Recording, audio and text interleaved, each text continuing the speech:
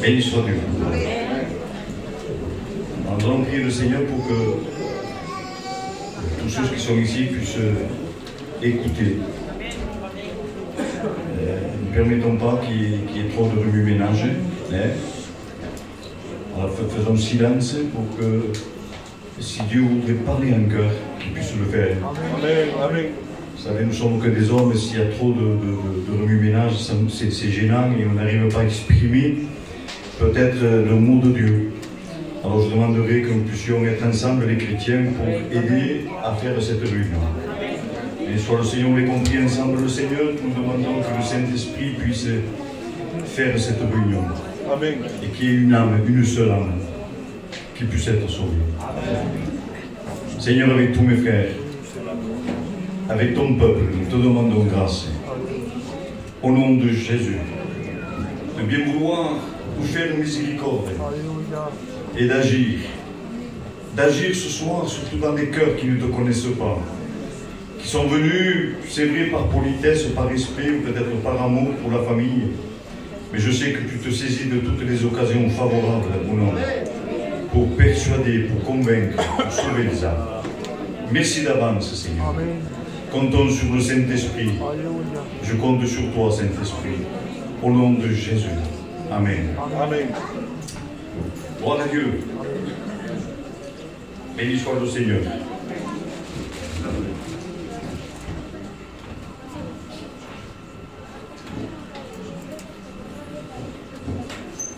Voilà. Nous allons lire un passage dans la parole du Seigneur. Je ne serai pas trop long puisqu'il y a trop de monde. Il y a aussi des baptêmes, donc je vais essayer de faire le plus possible vite, mais sans quand même négliger le salut des âmes. Oui, amen. Amen. Donc dans Luc 16, verset 19, il y avait un homme riche qui était vêtu de pourpre de fin lin, et qui chaque jour menait joyeuse et brillante vie. Un pauvre nommé Lazare était couché à sa porte, couvert d'ulcères et désireux de se rassasier des miettes qui tombaient de la table du riche. Et même les chiens venaient encore lécher les ulcères. Le pauvre mourut et il fut porté par les anges dans le sein d'Abraham. Le riche mourut aussi, et oui, et il fut enseveli. Dans le séjour des morts, il leva les yeux, et tandis qu'il était en proie au tourment, il vit de loin Abraham et Lazare dans son sein. Il s'écria, « Père Abraham, aie pitié de moi, et envoie Lazare pour qu'il trempe le bout de son doigt dans l'eau et me rafraîchisse la langue, car je souffre cruellement dans cette flamme. » Abraham répondit, « Mon enfant, souviens-toi que tu as reçu tes biens pendant ta vie. » Il y a trop de bruit là. S'il vous plaît. Les téléphones aussi, voilà. On les éteint, on passe à les éteindre, s'il vous plaît. Voilà. Abraham répondit, « Mon enfant, souviens-toi que tu as reçu tes biens pendant ta vie et que Lazare a eu les maux pendant la sienne. Maintenant, il est ici consolé et toi, tu souffres. D'ailleurs, il y a entre nous et vous un grand abîme, afin que ceux qui voudraient passer d'ici vers vous ou de là vers nous ne puissent le faire. » Le riche dit, « Je te prie donc, Père Abraham, d'envoyer Lazare dans la maison de mon père, car j'ai 5 frères. C'est pour qu'il leur atteste ces choses, afin qu'ils ne viennent pas aussi dans ce lieu de tourment. » Abraham répondit, « Ils ont Moïse et les prophètes qui les écoutent. » Et il dit, « Non, Père Abraham, mais si quelqu'un des morts va vers eux, ils se repentiront. » Et Abraham leur dit, « S'ils n'écoutent pas Moïse et les prophètes, ils ne seront pas persuadés, même si quelqu'un des morts ressuscité. » Amen. Voilà. Et ici, il est question, béni soit le Seigneur, nous comprenons bien, de la vie éternelle, de la mort, de la séparation, pour le jour du jugement. Et le Seigneur nous a permis de nous laisser cette vérité, cette histoire que Dieu a permis par le Saint-Esprit qui nous soit laissée pour qu'on connaisse que réellement, après la mort, vient le jugement. Et que sur la terre, nous avons un temps qui nous permet, le Seigneur, dans son amour et sa grâce, à faire la paix par le sang de la croix. Amen. C'est un temps, parce que, vous savez, on n'est pas là pour se faire peur, mais on le sait, que du jour au lendemain, on peut disparaître de cette terre. Oui, amen. Vous savez, la Bible déclare que nous sommes qu'une vapeur, qui paraît pour un instant et puis disparaît. Nous sommes comme la fleur, elle est là, et puis le lendemain, on repasse, elle est piétinée par les pieds des hommes, et elle disparaît. Avec toute sa beauté, elle est restée qu'un petit moment, et ce que nous sommes. Mais pendant ce temps de fragilité, béni soit le Seigneur, combien Dieu voudrait que les gens prennent conscience, car vous savez, j'aimerais vous dire de la part du Seigneur que l'ennemi de nos âmes aveugle l'intelligence des hommes, pour qu'ils ne voient pas, pour qu'ils ne soient pas conscients, pour qu'ils se croient que demain ils seront ici. Non, demain peut-être tu ne seras pas ici.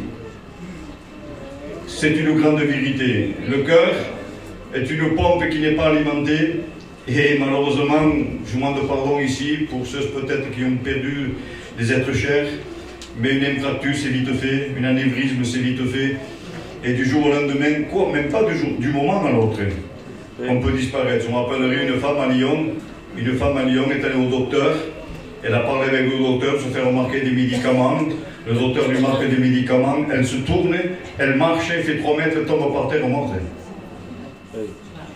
Qu'est-ce que l'homme est? L'homme, dit la Bible, c'est semblable à un soldat qui part à la guerre, mais il ne sait pas s'il va revenir.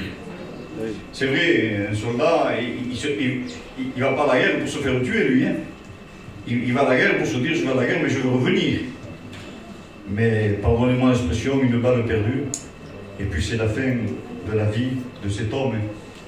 Et une situation, pardonnez-moi l'expression, on n'est rien sur la terre, un accident, un Covid trop fort, pardonnez-moi l'expression pour ceux qui sont perdus des gens, mais quelle grande vérité. Nous avons besoin de prendre conscience que nous sommes rien, et qu'il y a un lieu de tourment, Vous savez, j'ai mon petit-fils que dans la prière, dans une nuit de prière, le Seigneur s'est révélé par une vision. Et dans la prière d'un seul coup, il s'est trouvé sur une montagne.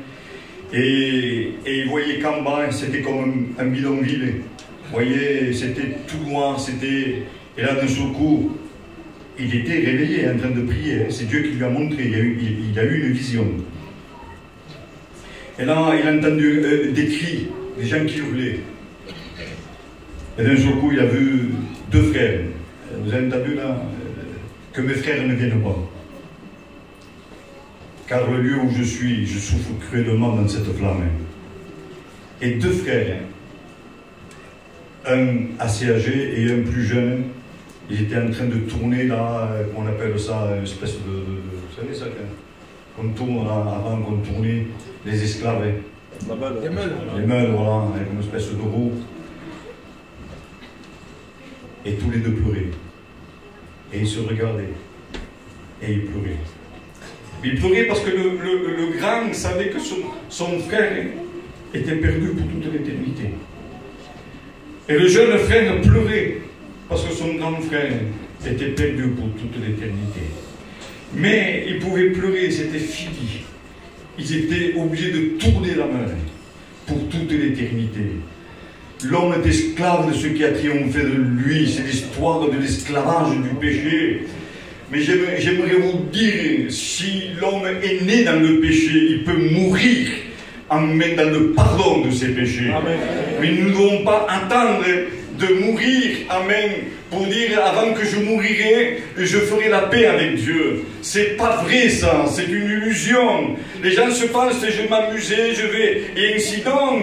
Non, parce qu'en un instant, on peut passer de l'autre côté. La Bible déclare que les gens se pensent que leurs maisons sont éternelles, mais en vérité ne sont pas éternelles. Pourquoi? C'est pourquoi que le Seigneur dit, mais pourquoi regardez-vous, fixez-vous, attardez-vous sur des choses qui sont que de passage? Pourquoi s'appliquer sur des choses qui vont disparaître? La Bible déclare que celui qui fait la volonté de Dieu demeure éternellement. Béni soit le Seigneur. Oui, cet homme, quand il va voir qu'il n'y a plus rien à faire, il lui dit, envoie quelqu'un chez mes frères, afin qu'ils ne viennent pas ici. Et une voix va se faire entendre, ils ont Moïse et les prophètes. J'aimerais vous dire que c'est une grâce de Dieu, peuple gitan. C'est une grâce de Dieu, que Dieu permette que tu écoutes la parole de Dieu. Peut-être tu es venu parce qu'on t'a invité pour les baptêmes, mais sache-le, que c'est Dieu qui a permis. C'est Dieu qui a permis pour que tu puisses prendre conscience qu'il y a quelqu'un qui ne veut pas que tu prennes conscience. Il y a quelqu'un qui veut que tu sois aveugle, attiré par les choses du monde. Le monde n'apporte rien. Les foyers se brisent. Les enfants se droguent. Il y a une catastrophe parmi le peuple gitan. Il y a la honte parmi le peuple gitan. Non, c'est pas vrai. Le bonheur ne se trouve pas dans le monde. Le bonheur a un nom. Et son nom, c'est Jésus-Christ. Jésus a dit, je suis le chemin, la vérité et la vie. Celui qui me rencontre la vie. Tant qu'on n'a pas rencontré Jésus, on n'a pas la vie. Tant qu'on n'a pas rencontré Jésus, on n'est pas sur le chemin. Tant qu'on n'a pas rencontré Jésus, il n'y a pas la vérité. Tant qu'on n'a pas rencontré Jésus, il n'y a rien, il n'y a pas d'harmonie, il n'y a pas de paix, il n'y a pas de tranquillité. Dieu nous aime. Dieu vous aime. Toi qui peut-être pour la première fois viens écouter la parole du Seigneur, je t'en supplie, c'est Dieu qui, dans cette soirée, il est là comme une pancarte. L'évangile, il est comme une pancarte qui est écrit en main que Jésus est le chemin, la vérité et la vie. Il veut nous arrêter, il veut que tu t'arrêtes. Un jour, un homme est rentré comme ça, sans savoir, il attendait le bateau, et puis il rentre dans un lieu où il y avait écrit qu'il se pensait que c'était autre chose qu'il y avait dedans, et puis il va rentrer, quand il va rentrer, c'est l'évangile qui est prêché. Et cet homme devait prendre le bateau, partir dans un lieu très loin.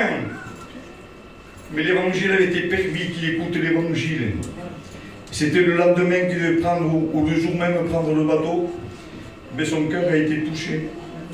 Il n'est pas parti, il est resté un autre jour, un autre jour, un autre jour. Et il a été un des plus grands évangélistes du monde. Dieu voudrait tant. Quelle fierté pour un père que son fils. Amen. Au lieu qu'on le voit avec une bière à la main, ou pardonnez-moi l'expression, dans une voiture comme c'est aujourd'hui la coutume, avec de la drogue, de l'héroïne, de la cocaïne. Quelle beauté de voir son fils avec une Bible à la main. Vous êtes responsables, les pères.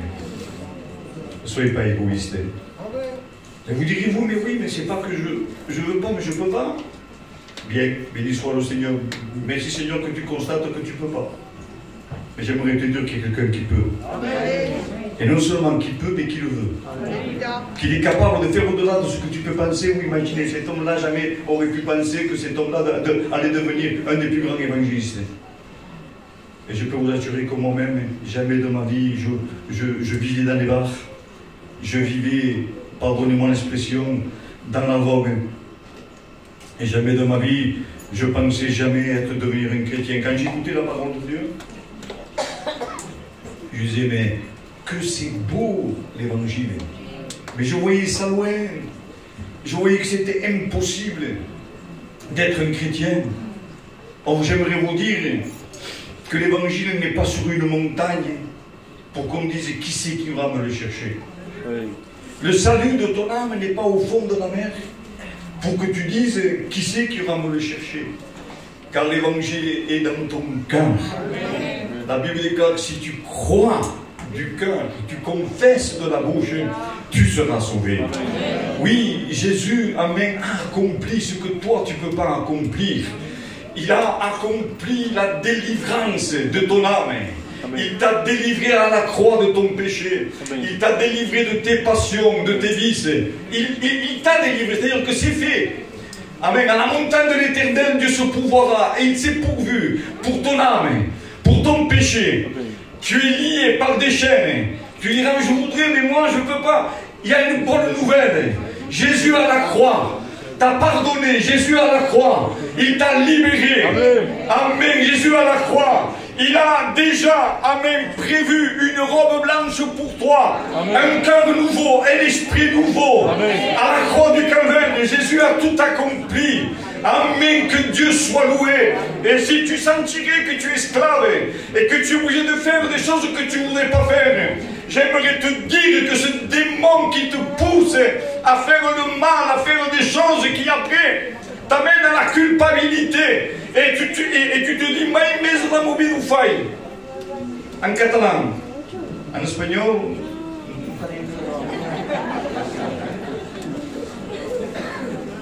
Mais j'aimerais te dire de la part du Seigneur que l'homme est esclave de ce qui a triomphé de lui.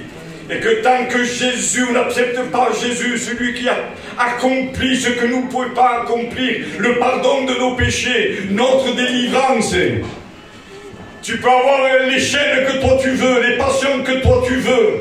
Je proclame cet après-midi que Jésus-Christ est vainqueur. Amen.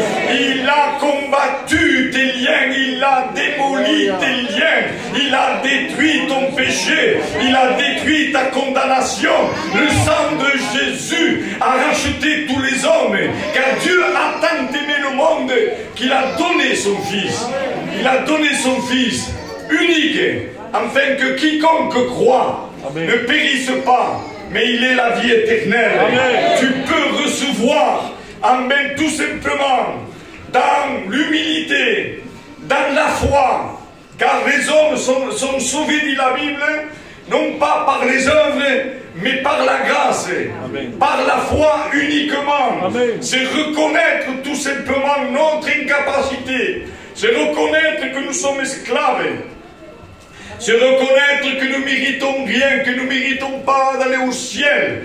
C'est reconnaître que nous sommes sur le chemin de l'enfer, que nous sommes des perdus. Mais c'est reconnaître dans la foi que Jésus-Christ a pris notre place. Amen. Il a pris notre condamnation. Amen. Amen. Il a été notre paratonnerre. Vous savez, sur des maisons, il y a des paratonnerres. Amen. Et quand la foudre tombe, il tombe sur le paratonnerre. Et la maison est épargnée. Jésus a été ton paratonnerre. Il a pris ton jugement. Il a pris ton péché. Amen. Je proclame ce soir, amen, pour ceux qui ont soif, qui en ont marre de vivre dans le péché. Amen. Que Dieu soit loué. J'aimerais te dire, si tu le veux, Dieu le veut davantage que toi. Amen. Alors, tu peux y aller. Si toi tu le veux, Jésus le veut plus que toi. Amen. Amen. Amen. C'est une bonne nouvelle, non? Amen. Parce qu'on pourrait dire, est-ce que Dieu veut? Parce que je suis extrêmement loin dans le péché. Mais sache bien que son sang n'a pas été juste qu'un agneau qu'on offrait dans l'Ancien Testament ou un taureau.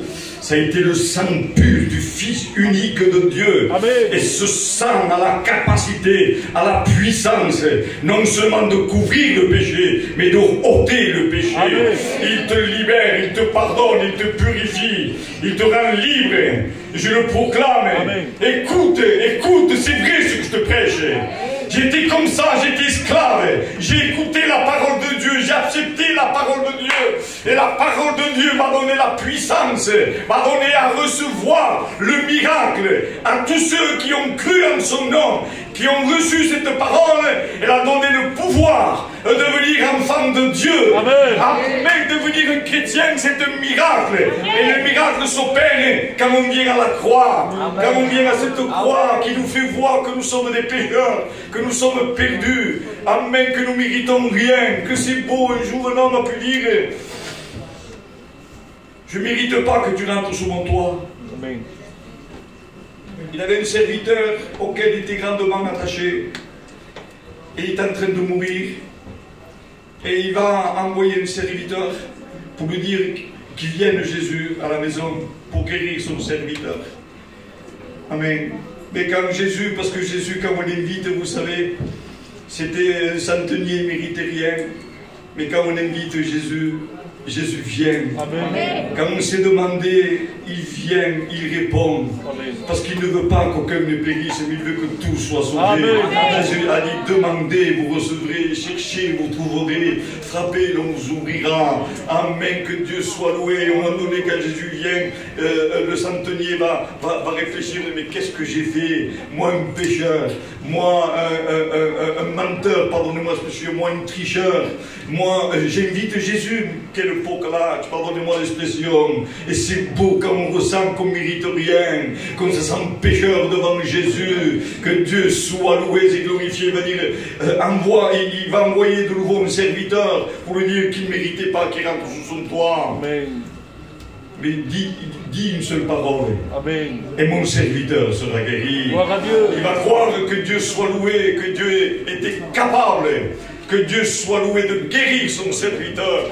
Amen, que Dieu soit loué, il est capable de changer ta vie. Je te le promets, j'étais le dernier des pécheurs, le pire des pécheurs. Je me suis converti en 84.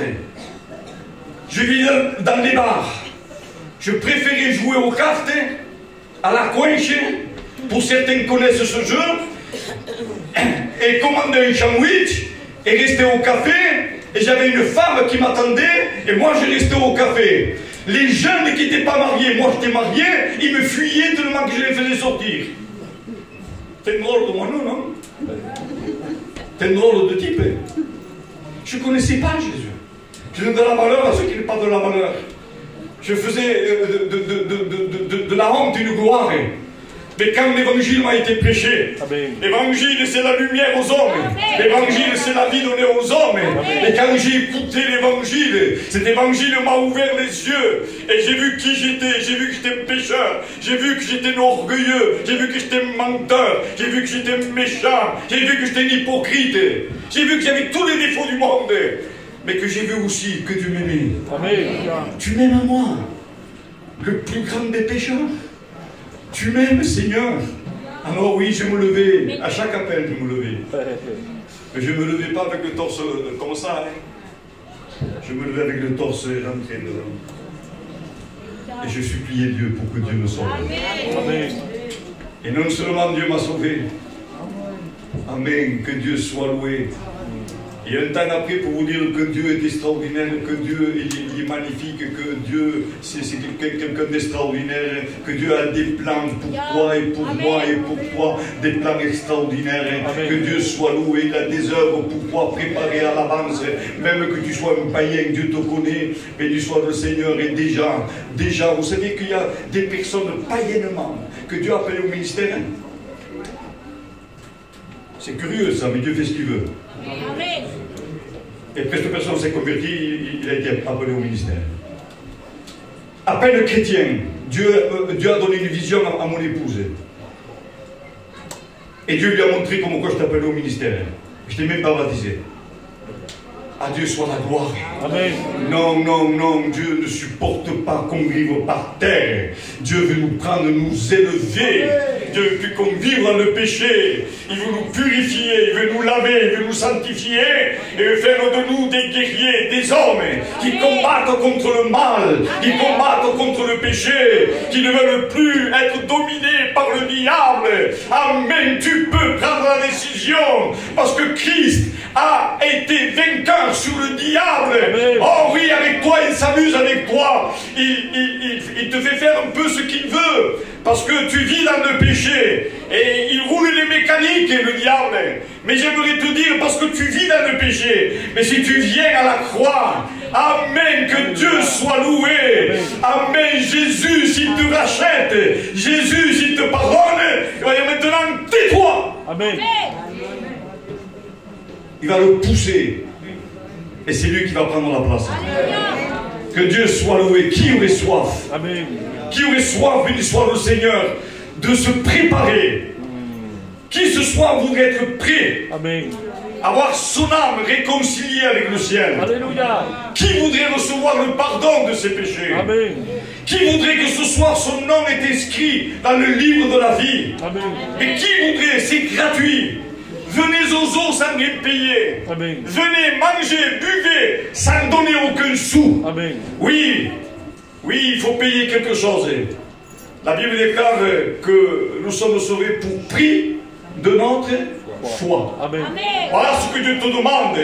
Que tu crois. Et si tu crois, amen, j'aimerais te dire, tu vas partir de ce lieu plus la même personne. Amen. Tu vas te sentir libéré, tu vas te sentir pardonné, tu vas te sentir, les cachets que tu prends, c'est fini. La drogue que tu prends, c'est fini. Amen. Que Dieu soit loué et glorifié. Je donnerai un témoignage qui me vient de suite à la tête. Je me rappellerai, à l'époque, on s'occupait de Tarascon.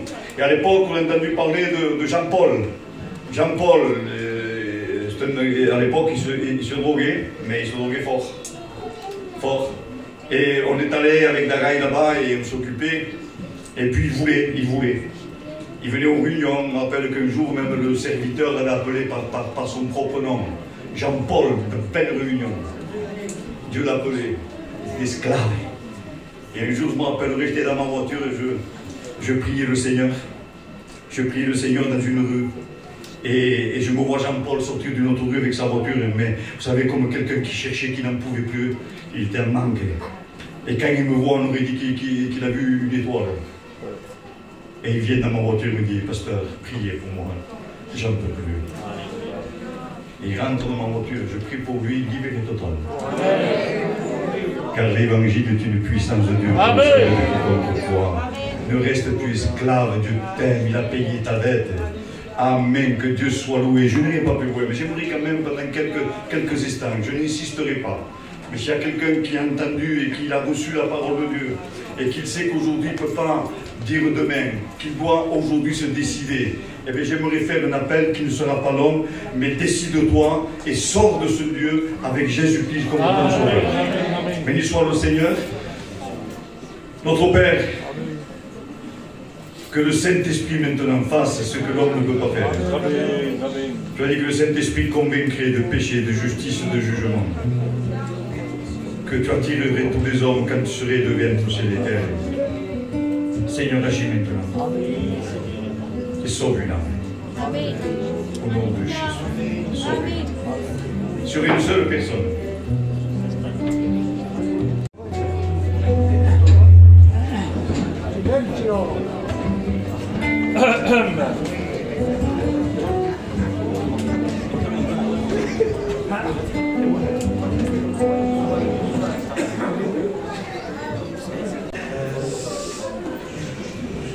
Salut dans le nom de Jésus. Amen. Je vais vous dire ce que Dieu fait pour moi. J'étais un garçon que je venais aux réunions, mais sans plus, je ne prenais pas des engagements. Et un jour, j'ai passé par un boss. Et même j'ai pleuré, j'ai eu mal. Et je savais que c'était Jésus la solution. Amen. Amen. Je me suis mis dans ma chambre. J'ai dit, Seigneur, je sais que tu peux tout. Amen. Seigneur, délivre-moi de la cigarette, de l'alcool, Seigneur. Seigneur, je te promets de te suivre. Et le Seigneur, ça ne fait pas attendre. Je remercie le Seigneur. Amen.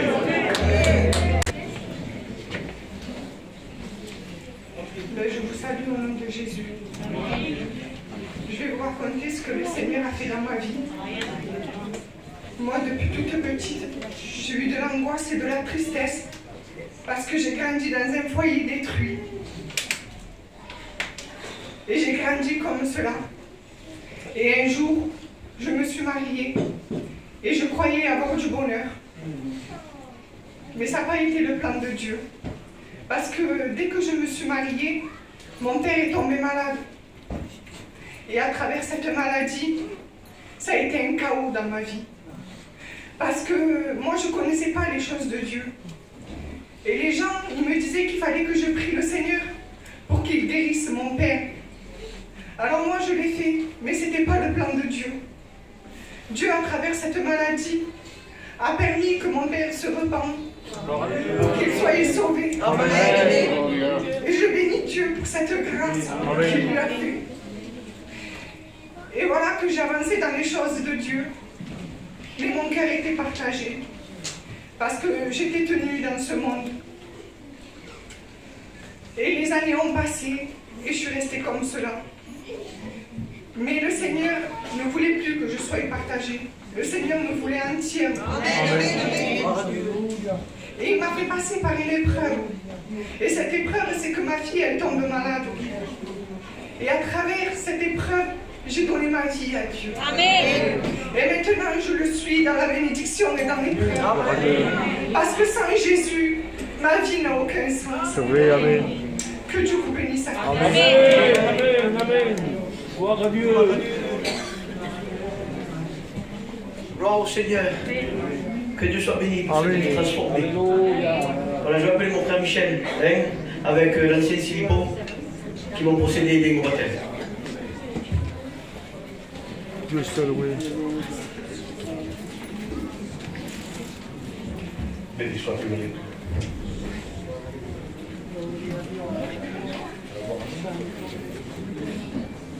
Voilà, que le sang se prépare à la malade. Je vais l'accompagner.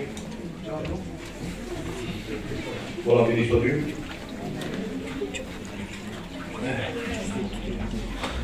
L'important, c'est qu'elle a compris. Et puis le Seigneur l'a aidé à dire cette parole que si Dieu ne serait pas dans sa vie, ça ne serait pas possible. Amen, mais tout est possible avec Dieu. Amen. Que Dieu soit loué, merci Seigneur, de ce que encore c'est de la famille à nous, c'est de la famille à moi. Et aujourd'hui, c'est notre sang en Christ. Amen. Béni soit Dieu. Alors, je vais demander. Est-ce que tu crois que tous tes péchés ont été pardonnés? Amen. Est-ce que tu attends le retour du Seigneur? Amen. Tu es prêt à le suivre dans les bons ou dans les mauvais jours? Amen. Alors sur la confession de ta foi, nous voulons te baptiser au nom du Père, du Fils et du Saint-Esprit. Gloire à Dieu.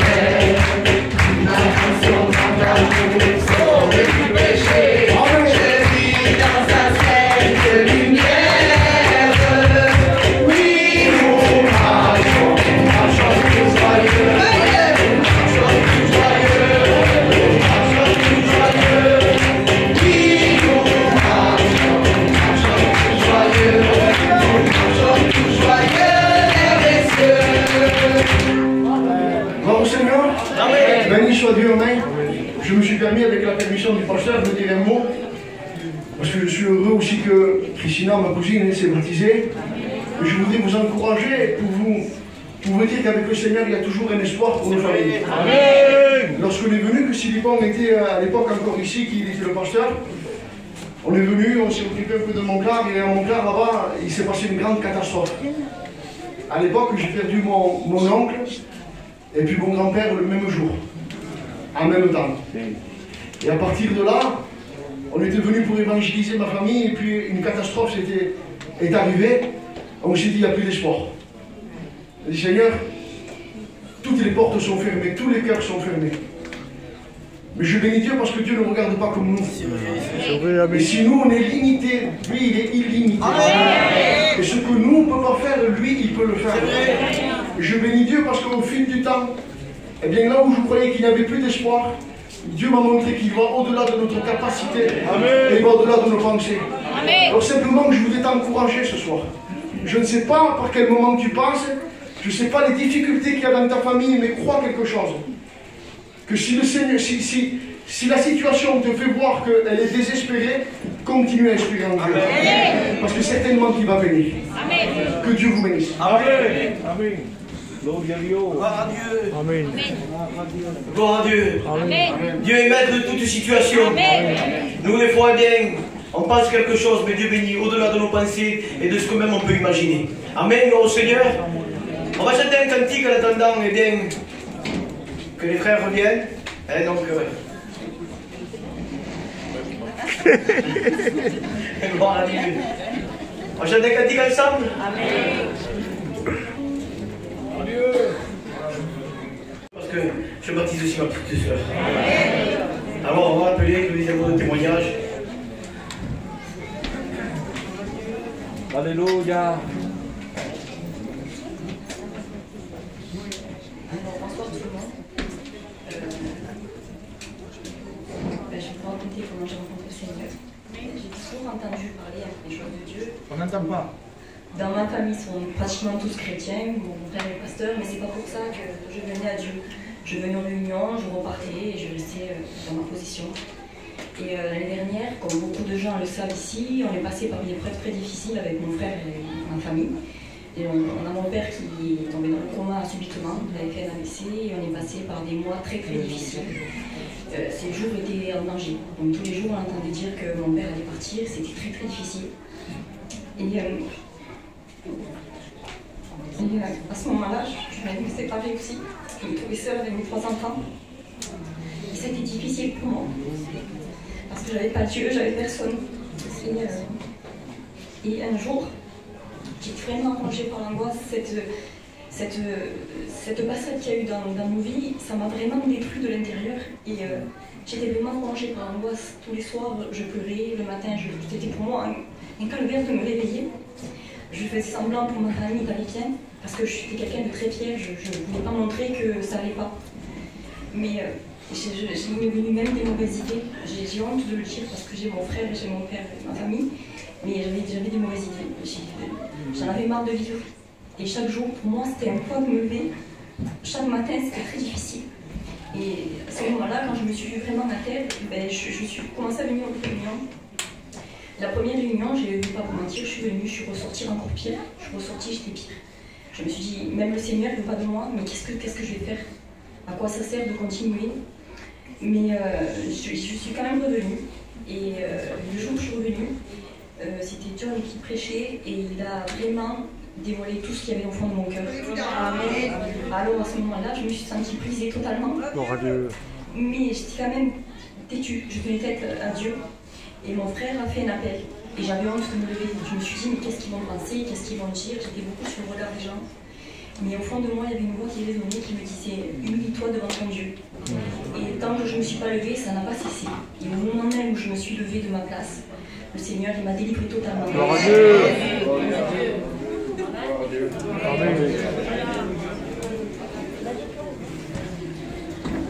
Gloire au Seigneur. Amen. Là, vous savez, bien des fois, derrière le beau sourire peut se cacher un cœur qui est brisé.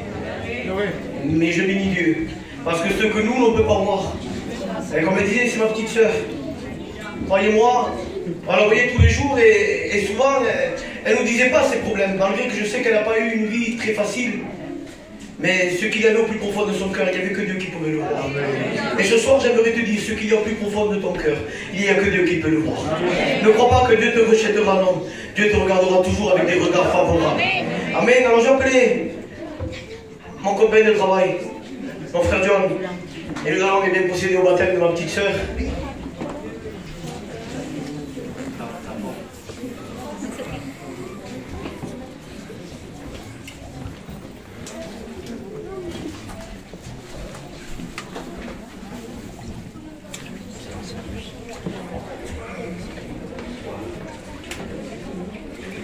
Alors, est-ce que tu crois, Almada, que le Seigneur Jésus est mort pour toi?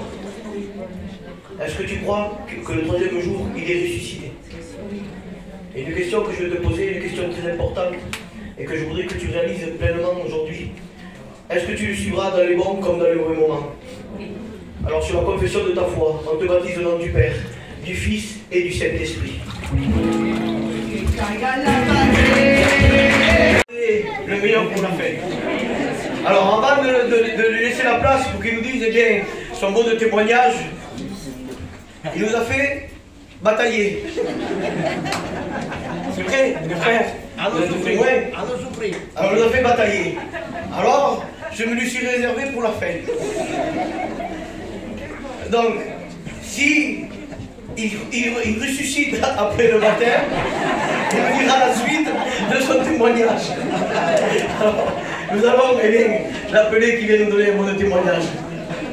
Anthony Sénamé. Amen.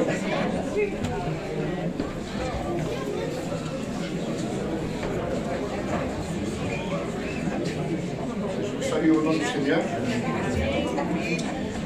Et avant toute chose, je voulais vous dire que je vous aime d'un amour inconditionnel. Bon, je vais plus des préférences que mes frères, mais bon.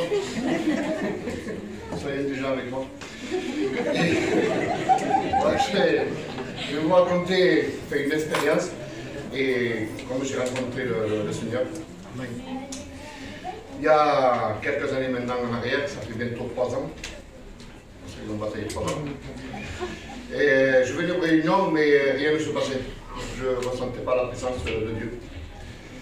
Et moi, qui étais donc, assez dur donc, dans les choses de Dieu, ben, je venais quand même. J'étais assidu, je venais aux réunions, mais rien ne se passait. Et un jour, je me suis dit, donc c'est pas possible que je ne sente rien. Je vois ces chrétiens. Donc, ils ont cette paix, cette joie. Et j'étais, je ne vous le cacherai pas, un petit peu jaloux d'eux. Parce que j'avais envie d'être comme eux. Et je parlais avec ma compagne, je disais, si les chrétiens ils partaient en Israël, ben, je m'inviterais avec eux. Parce que pour moi, je pensais que le Seigneur, parce que je savais déjà, je ne connaissais pas tout l'évangile, hein, je ne lisais pas la Bible, mais je savais par rapport aux réunions que le Jésus il s'était baptisé dans les eaux du Jourdain. Et je me suis dit, si je vais là-bas, peut-être que je vais ressentir la présence de Dieu là-bas. Et si je suis vraiment pris du Seigneur, ben, je me baptise directement. Je demanderai à un pasteur qui me baptise. Mais Dieu n'a pas voulu. Il n'a pas voulu que ce soit comme ça parce qu'il avait un plan. Un plan qui était dirigé à la perfection. Parce que quand ils m'ont pris pour partir, je ne vous le cacherai pas, je suis quelqu'un de riche. Hein, et donc il fallait quand même un billet pour partir à Israël. Et j'étais pas riche, je n'avais pas de sous. Et je me suis inscrit quand même. Donc je me suis mis dans la tête que si je devais marier un petit ou une fille, on pourra faire la fête, donc on s'arrange pour pouvoir mettre des sous de côté. Hein. Et mieux encore si c'est pour le Seigneur. Eh bien, le Seigneur m'a béni et m'a aidé. Et en pensant que c'était que je voulais aller en Israël. Donc en rien de temps, je me suis retrouvé, je me suis retrouvé autant d'argent d'un coup comme ça. J'étais même plus que béni.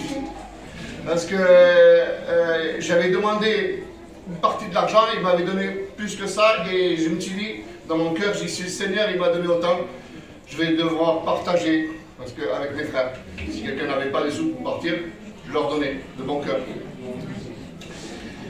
Et le fait est, comme je disais, c'était pas vraiment le plan de Dieu. Et ça s'est pas fait le voyage. Donc ça s'est décidé au dernier moment, on n'aura pu pas faire le voyage. Et quelques mois après, un mois ou deux, ben, on est passé par un gros problème. Ma femme, elle a une mauvaise nouvelle, avec la maladie du siècle. Hein. Et je ne vous le cacherai pas quand on est allé aux examens. Donc tout est, comme je disais, était tout planifié. Hein. Si on devait prendre un examen pour faire les radios, tout ça, on me donnait un mois de délai. Et le Seigneur, ce qu'il a fait déjà dans les premiers temps, j'avais donné mon téléphone à la dame pour l'examen, mais il m'avait donné déjà un rendez-vous le lendemain. Et déjà je me suis dit, c'est pas possible que ce soit si rapide. Donc, et après, quand on a eu la nouvelle, alors là, j'ai vu tout noir. Je me suis vu avec mes enfants, seul, voilà, sans qui parler. Voilà, j'ai vu vraiment le plafond qui m'est tombé sur la tête. Alors, par une connaissance qu'on a eue, parce que le Seigneur avait déjà préparé, et nous a donné un rendez-vous avec un médecin sur Paris. Et du jour au lendemain, je me suis retrouvé à Paris, à avoir les résultats, et 3 jours après, elle était à Paris. Et sur Paris, c'était tout préparé. 20 jours après, elle passait sur l'opération. Alors, même après l'opération, vous dire ce qu'a fait le Seigneur, l'infirmière lui a proposé des calmants. Eh bien, elle n'a pas eu besoin de ça, même pas une seule heure. Et tout le temps qu'on a été sur Paris, parce que là, si j'aurais un témoignage, il me faudrait 3 semaines de mission, tellement qu'il est là. Mais bon, je vais raccourcir.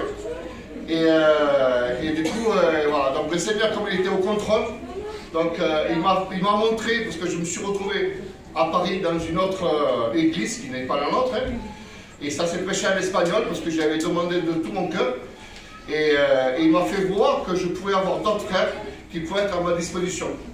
Et sur Paris, ben, j'étais tout seul. Donc, et je remercie le Seigneur justement pour m'avoir donné cette grande. Gloire à Dieu. Et je vous aime, je ne vous dis pas de bêtises, hein. Je vous aime vraiment, j'ai un amour inconditionnel. Gloire à Dieu. S'il vous plaît. Bon, ben, que Dieu vous bénisse. Amen.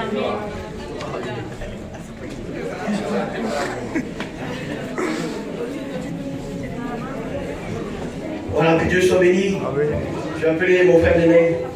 Et on va le noyer, Néné.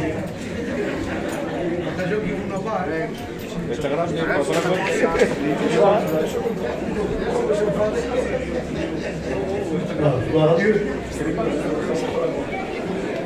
Pourquoi il y a un problème? C'est silence, s'il vous plaît. Le problème, c'est que la piscine est toute petite.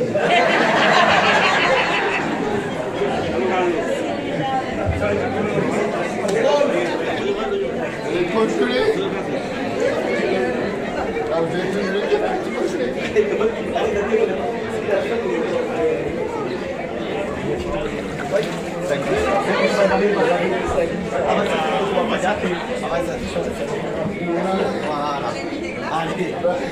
Ça, vous le trouvez. On va y poser quelques questions. Vraiment, tu peux le dire. Voilà, Antoine. Est-ce que tu crois que Jésus t'aime? Amen. Gloire à Dieu. Est-ce que tu crois que Jésus a pardonné tes péchés? Amen. Alors maintenant, tu t'engages à le suivre dans les bons jours et les mauvais jours. Amen. Alors, sous la confession de ta foi, nous te baptisons au nom du Père, du Fils et du Saint-Esprit.